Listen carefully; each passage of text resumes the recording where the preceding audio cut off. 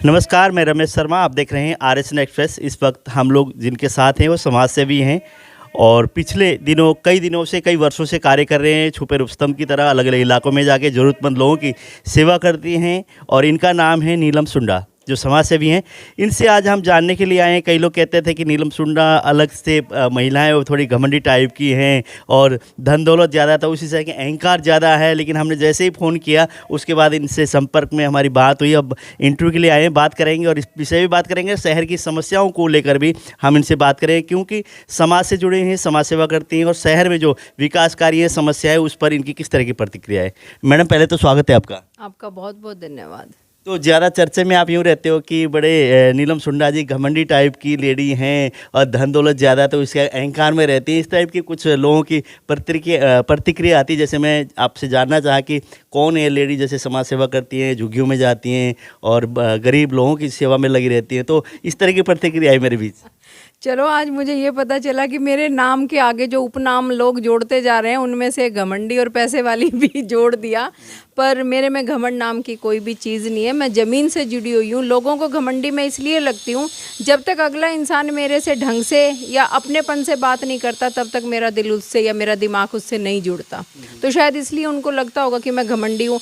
एक मेरा ये है, मैं पीठ के पीछे कभी बात नहीं करती। अगर मुझे किसी अगले इंसान की कोई बात पसंद नहीं है तो मैं उसी टाइम उसके मुंह पे बोल देती हूँ, पर उसके बाद मन में मैल नहीं रखती। तो मैम, कब से आप लोग लगे हुए हैं? मुझे तो जैसे कुछ एक डेढ़ एक साल हो गया आपका, जैसे लगा कि अलग अलग इलाकों में जाके आप करती हैं। अब पहले भी बीच में एक बार झुग्गियों में जो बस्तियों में आग लगी थी उस टाइम जैसे ही हमारी वैसे ही इंटरव्यू लिया था आपका। अब मैंने स्पेशल आपका इंटरव्यू लेने के लिए आया हूँ। कब से आप समाज सेवा में?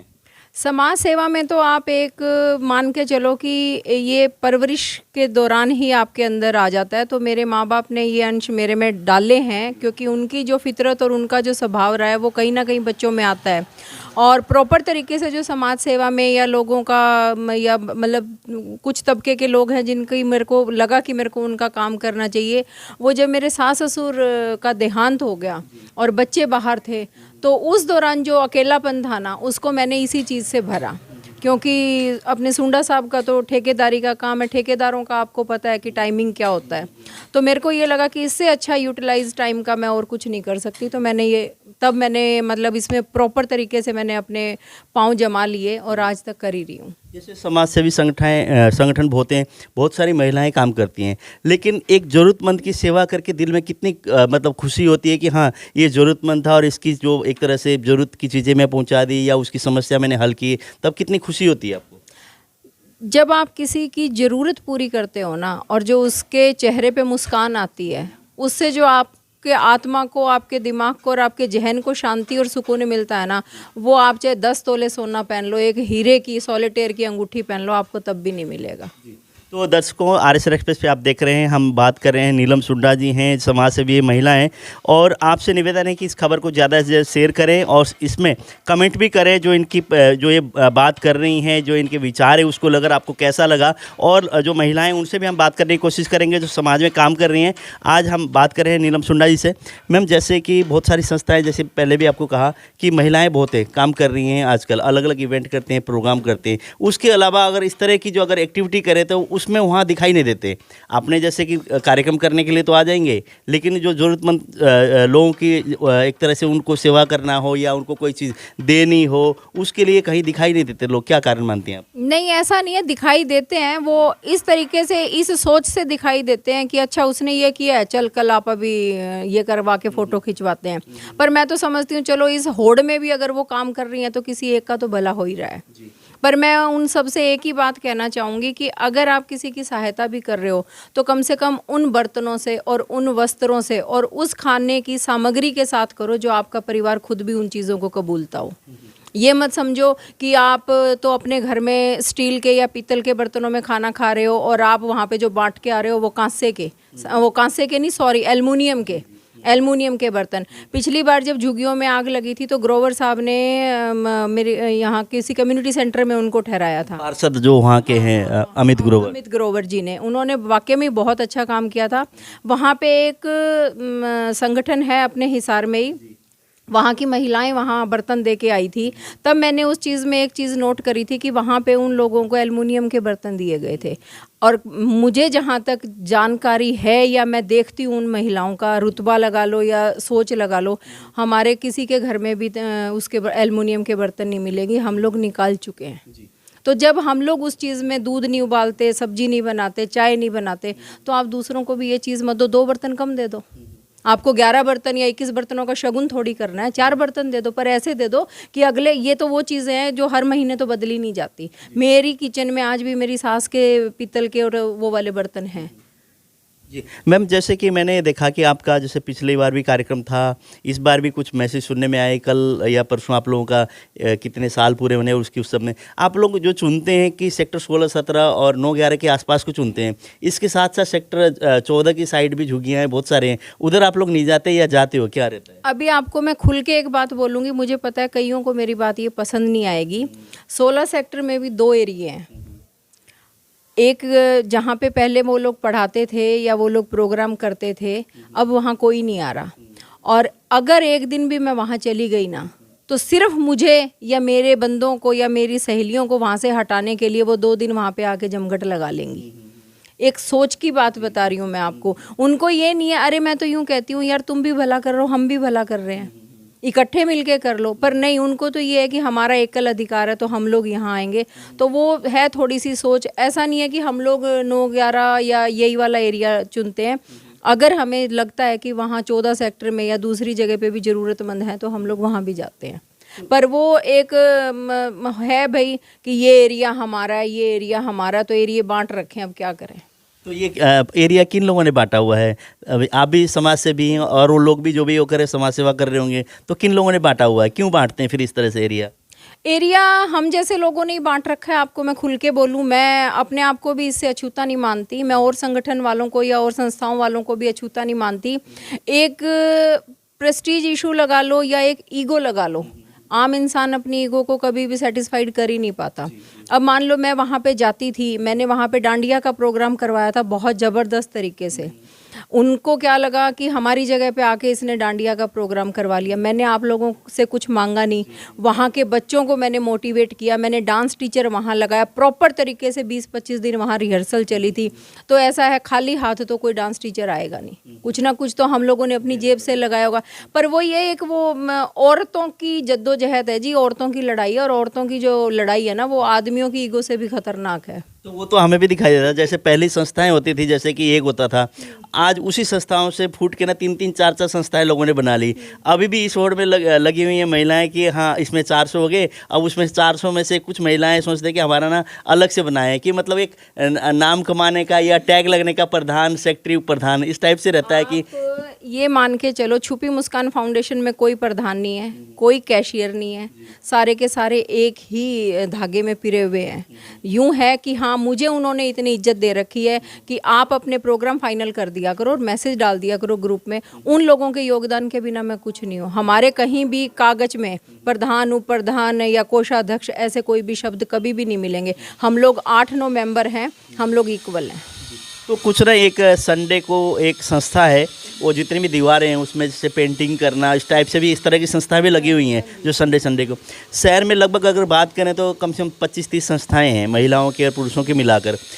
अपने कार्यक्रम तो करते हैं, उसके अलावा अगर शहर की समस्याओं की बात करें, सफाई व्यवस्था की बात करें, तो आसपास के इलाकों में जैसे सीवर के ढक्कन खुले हैं या कोई भी गंदगी को लेकर या बेसहारा पशुओं को लेकर, उस पर कोई आवाज़ नहीं उठाता।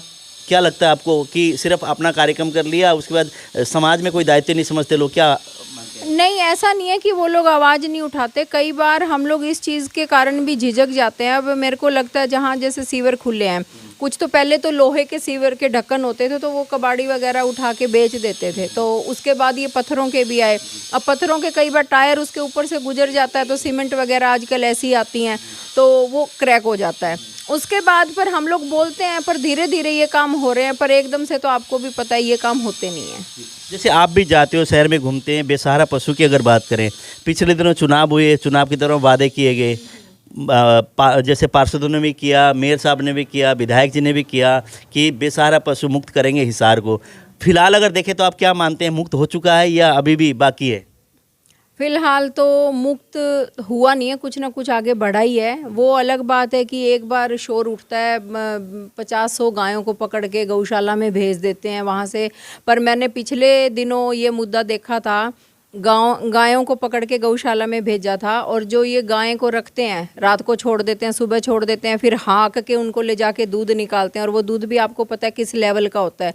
सारा समाज उसको पी पी के बीमार हो रहा है। मैं हैरान थी कि मैं देख रही थी वहाँ पे पुलिस प्रशासन खड़ा है, उनके हाथ में बंदूक भी हैं, डंडे भी हैं, पर फिर भी कुछ, मतलब आप समझ सकते हो, कुछ ही गिनती के लोग आते हैं वहाँ पे हाथ में डंडे लेके अपनी गायों को छुड़ा ले जाते हैं। ना तो समिति कुछ कर पाती है, ना पुलिस कुछ कर पाती है। तो आप यूँ देख लो कि हम लोग भी इन मतलब दिमाग से संकुचित लोगों के आगे कैसे अपने हाथ बांध के बैठे रहते हैं। पुलिस के सामने गायें छुड़ा के ले जाते जी बिल्कुल, पुलिस के सामने ही गायों को ले जाते हैं। हैं? स्वयं देखा है? मैंने खुद उस पे यूट्यूब पे जो यहाँ पे वहाँ पे लाइव चल रहा था, आप लोग हो गए या शायद कोई और चैनल वाले होंगे वहाँ पे। फिर हम लोग अशोक गर्ग जी के पास एक बार गए थे, तो मैंने वहाँ पे उनको पर्सनली बोला था, मैंने कहा मुझे ये चीज़ें बड़ी खलती हैं, क्योंकि कईयों के एक्सीडेंट हो चुके हैं गायों के कारण, क्योंकि वो भागती हैं। उनको तो ना आज के टाइम में अगर हम रोटी देने भी जाएंगे ना, तो उनको ये लगेगा कि ये इंसान जो आ रहा है ना, ये छवि जो आ रही है, ये हमें हाँकने आ रहा है। तो वो इतने एक्सीडेंट हो चुके। मैंने उनको बोला, मैंने कहा मेरा मन करता है कि मैं उनको पकड़ के कुछ, तो कमिश्नर साहब ने मेरे को एक ही चीज़ बोली थी कि आप मत पढ़ना इस मामले में, क्योंकि उनके ना तो ज़बान पे लगाम है, ना उनके हाथ पे लगाम है, हम लोग अपने तरीके से करेंगे। उसके बाद उन्होंने चलाया था, हाँ अभियान चलाया था, कुछ गायें गई भी थी, पर फिर वही मुद्दा उठ गया था कि छुड़वा ली। तो जैसे कि अशोक गर्ग जी की आपने बात की, वो भी अलग अलग इलाकों में जैसे दौरे कर रहे हैं इन दिनों, जैसे डाबड़ा चौक पुल के नीचे भी हो गए हैं, और गरीब बच्चों एक तरह से जो सफाई कर्मचारी हैं उनके बच्चों के लिए भी किताब के लिए जैसे लाइब्रेरी बनाना, इस तरह के योगदान वो कर रहे हैं, समाज में अच्छा कार्य कर रहे हैं। लेकिन आम जन अगर उनके साथ मिल के काम करेंगे तो फिर वो जिस हिसाब से वो काम कर रहे हैं वो कितना आगे बढ़ सकता है? आम जनता जब उनके साथ मिलेगी ना, आप देखोगे शहर की शक्ल बदल जाएगी। अभी मैंने उनका देखा था, शायद आज ही एफबी पे देखा था कि उन्होंने सफाई कर्मचारियों के साथ भोजन का व्यवस्था की हुई थी, उनके साथ बैठ के खाना खाया था। ये कोई छोटी बात नहीं है। पर क्या करें, जो निगम के हैं उच्च अधिकारी लगा लो या कुछ ऐसे बंदे हैं, अगर मान लो मुझे किसी रेडी वाले से या किसी दुकान वाले से परेशानी है, मैं नीचे नीचे फ़ोन कर दूंगी, अगले वहाँ से भेज देंगे टोरागिरी में कि हाँ चल हम हटवाते हैं इसको। तो अब क्या करें, अगर वहीं के बंदे मिलके ये काम कर देते हैं तो अशोक जी या मतलब मेयर साहब क्या कर सकते हैं? क्योंकि नीचे अगर आपकी कुर्सी के नीचे दिमक लगी हुई है ना, वो देखनी बहुत मुश्किल हो जाती है, आंखों के सामने और छत की तो दिख जाती है। तो जैसे बेसहारा पशुओं की आप बात कर रहे हैं, आने वाले समय में धुंध भी बढ़ेगी, लोगों का आना जाना भी है, दूर से आते हैं, तो कई बार ना पता नहीं लगता कि गौएं बीच सड़क में बैठी होती है, एक्सीडेंट होने के खतरा भी ज़्यादा रहता है। उसमें आप क्या कहेंगे, प्रशासन से लोगों से क्या आग्रह करना चाहेंगे, क्या होना चाहिए बेसहारा पशुओं को लेकर? प्रशासन से और लोगों से तो मैं यही कहूँगी कि थोड़ा सा सोच समझ के ये वाली चीज़ करो। अगर मान लो शहर में हम लोगों को दूध तो सबको प्योर चाहिए, लेकिन गाय वगैरह पालनी हम सब ने छोड़ दी। अभी देखते हैं कि घी नकली है, मिठाइयाँ नकली हैं। अरे जब हमारे पास दूध ही ढंग का नहीं होगा तो कहाँ से ये घी और ये सब असली होगा? तो कम से कम ऐसी गौशालाएँ बना दे सरकार जिसके अंदर गायों का प्रॉपर तरीके से खान पान हो और वहाँ से फिर दूध सप्लाई हो। तो इस चीज़ को तो मैं हाथ जोड़ के विनती कर सकती हूँ प्रशासन से, क्योंकि और तो मेरे बस का देखो कुछ है नहीं। मैं अभी, आप यकीन नहीं मानोगे, मेरी बहुत आत्मा दुखती है कि पीछे गायें यहाँ कैंप में गायें बेचारी चर के 15 सेक्टर में से या जवाहर नगर में से चर चर आके वो वहाँ पे गई। इतनी कमज़ोर गायें, उसको इंजेक्शन लगा लगा के वो बंदा दूध निकालता था। उसने उसको दूध उस दिन उसने कम दिया, गाय ने डंडे से पीट पीट के उसको मार दिया। वहाँ पे लोगों ने देखा, उसकी वीडियो भी बनी, उस बंदे पे केस भी हुआ, फिर बेशर्मों की तरह छूट के आ गया। इससे लाचारगी और हमारे देश की इससे ज़्यादा विडंबना क्या होगी?